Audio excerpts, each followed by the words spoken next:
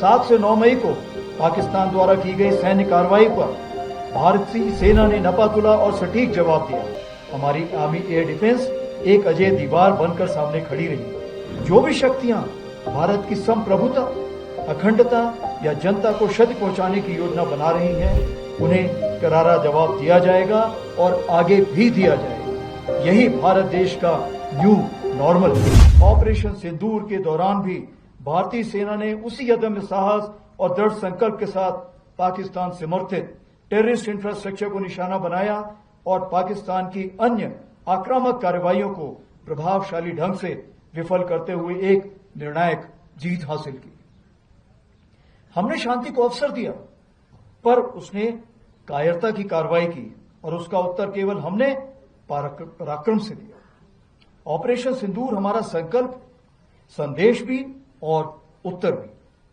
पहलगाम में हुई कायरतापूर्ण आतंकी हमला पूरे देश के लिए गहरी चोट था, लेकिन इस बार भारत ने सिर्फ शोक नहीं जताया, बल्कि ठान लिया कि अब जवाब निर्णायक होगा।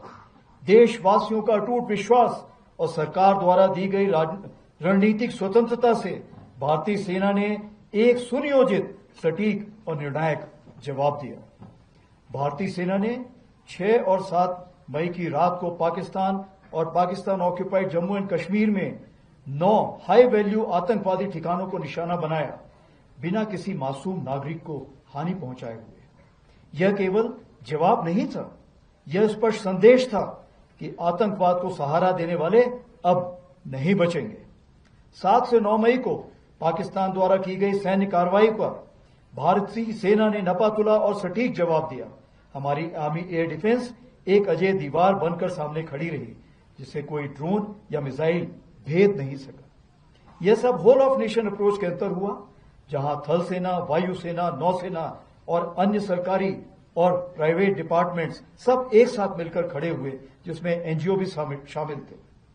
जो भी शक्तियां भारत की संप्रभुता, अखंडता या जनता को क्षति पहुंचाने की योजना बना रही हैं, उन्हें करारा जवाब दिया जाएगा और आगे भी दिया जाएगा।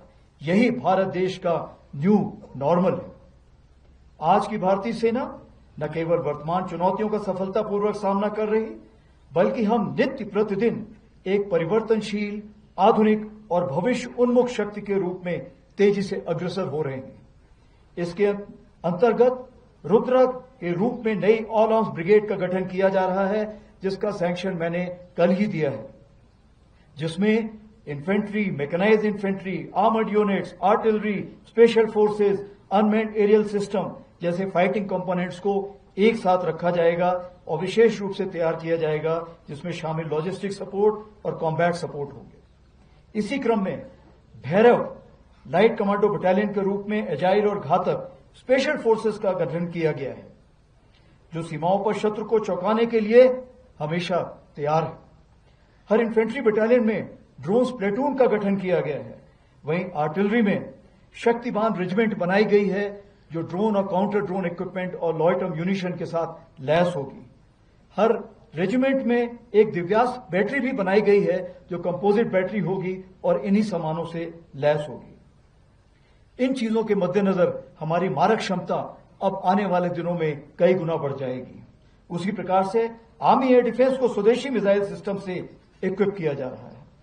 हम पूरी तरह से तैयार हैं कि भारत की 100वीं स्वतंत्रता वर्षगांठ तक, यानी विकसित भारत का सपना साकार करें। और इस राष्ट्र निर्माण में हमारी सबसे बड़ी ताकत है हमारा विशाल सेना परिवार, जो लगभग 1.3 करोड़ लोगों का समुदाय है, जिसमें सेवारत सैनिक, उनके परिवार, वेटरन्स और वीर गति को प्राप्त सैनिकों के परिजन शामिल हैं।